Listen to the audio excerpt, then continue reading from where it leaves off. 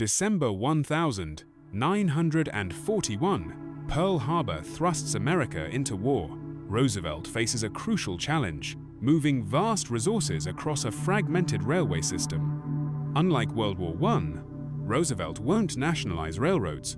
Instead, he creates the Office of Defense Transportation to coordinate private railways for war. James Wilson, a veteran railroad executive, accepts ODT leadership.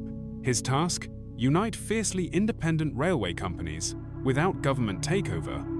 America's railways operate as separate kingdoms with different rules and equipment. Military planners identify bottlenecks that threaten the war effort. This is about coordination, not control, Roosevelt emphasizes. His gamble: unite America's transportation without seizing it during national crisis. The ODT quickly establishes headquarters. This operation becomes the nerve center of wartime transportation, connecting 132 competing railway companies. Wilson confronts America's transportation dilemma. 132 separate railway companies operating independently must now function as one unified network. Critical junctions where railways meet become coordination priorities. Wilson marks these points in red, where logistical success would be determined. Staff assemble rapidly as telephones ring with conflict reports. Urgency fills the air as America's railways struggle to meet unprecedented demands. Eleanor Ellie Hayes stands out with exceptional skills. Her railway knowledge surprises male colleagues, showing talent transcends gender in wartime. Railway executives view government coordination with suspicion. Thomas Bennett of Northeastern Rail leads resistance from his luxurious corporate boardroom. "This is seizure without compensation," Bennett declares. "They'll dictate schedules while we bear all costs and operational risks." Bennett circles contentious phrases in the directive. These terms threaten autonomy railway executives have guarded for generations, challenging their control. Railway priorities favor passenger routes and profitable freight. Military needs seem disruptive, unwelcome intrusions on carefully balanced business operations. From their boardroom, executives unite against government involvement. They don't realize Roosevelt himself will soon challenge their resistance directly. January 1942. Railway executives face Roosevelt at the White House. Military officers stand at attention as the president addresses transportation leadership. "While your trains serve shareholders, our troops stand stranded," Roosevelt states, tapping a headline. "Transportation delays cost American lives." Wilson presents two options: voluntary coordination or government takeover. Charts make clear the administration has prepared for either approach. Roosevelt's strategy works on the executives.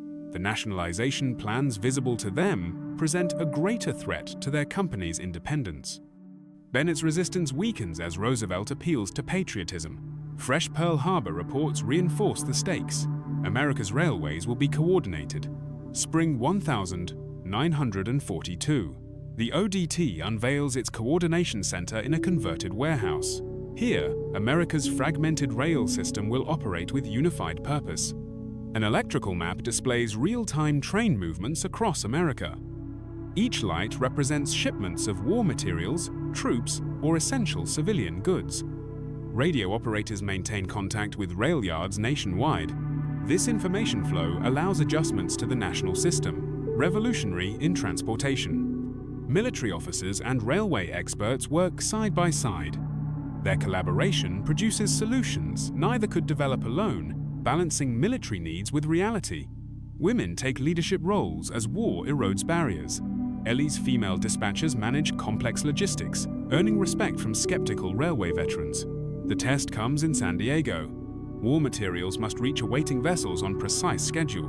Any failure would delay an entire naval convoy. Samuel Washington, an African-American engineer, brings expertise to this mission. Though facing segregation off-duty, Sam's skill makes him irreplaceable. Synchronization is perfect. Sam's arrival matches the military timekeeper exactly. This precision represents efficiency multiplied across thousands of shipments. Military personnel unload equipment in choreographed sequence. ODT coordinators verify each transfer, ensuring nothing is lost in the complex operation. From above, the operation works like a machine trains, troops, and supplies moving in perfect coordination, enabling unprecedented logistical achievements. Winter 1943. Snow blankets, coal country. With military trains taking priority, coal shipments fall behind, threatening power for war factories. Coal reserves at factories fall to 1 week's supply. Without immediate solutions, production of tanks and aircraft will halt despite other successes. Coal trains sit idle, while military transports take main lines. Engineers report dangerously low coal levels, threatening the entire transportation network. Wilson travels to the crisis despite harsh conditions. His hands-on leadership earns respect from railway workers facing impossible demands in winter conditions.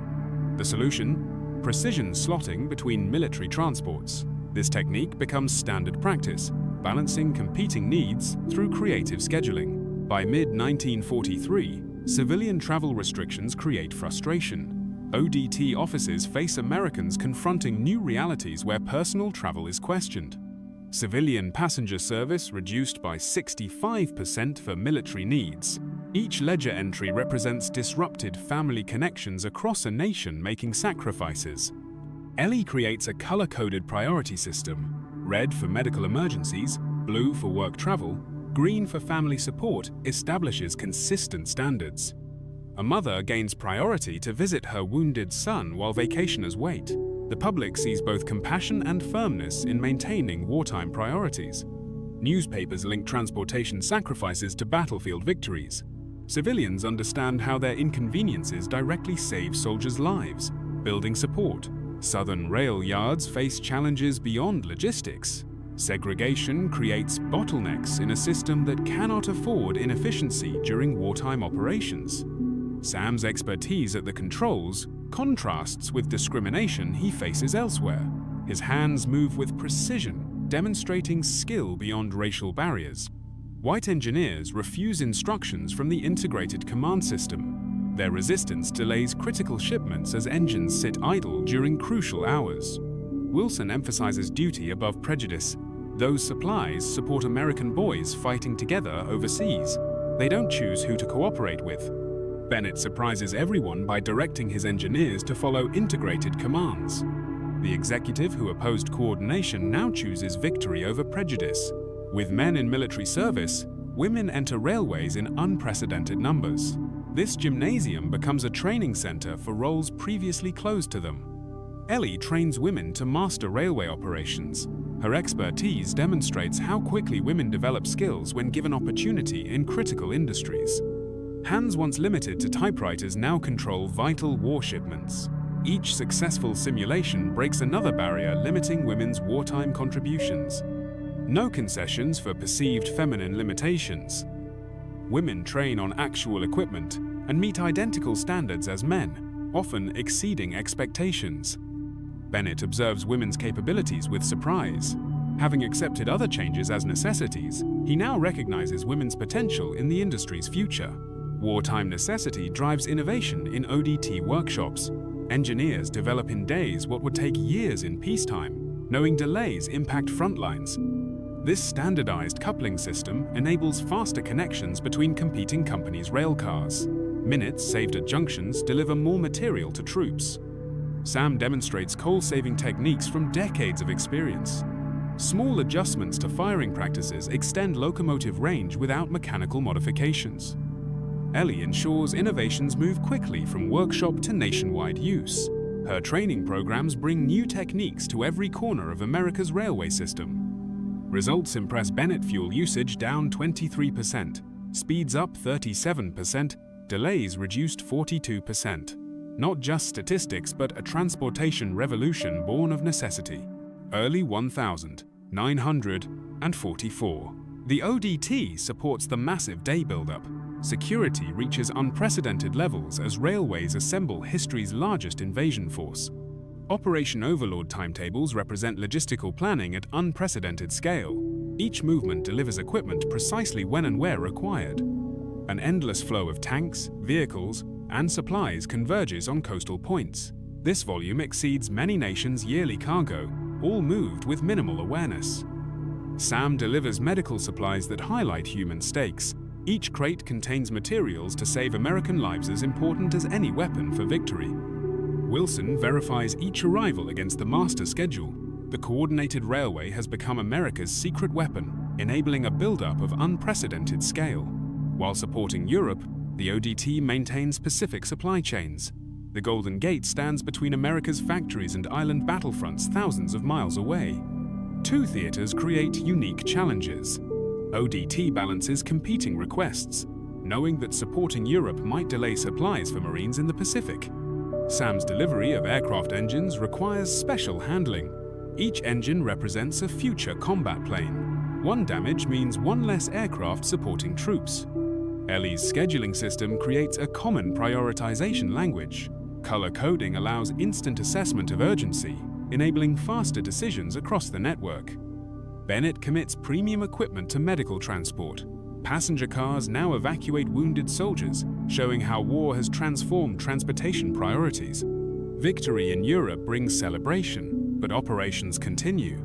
Headlines announcing Germany's surrender adorn walls, while Pacific war shipments still move. European routes now handle returning troops, while Pacific routes maintain war supply.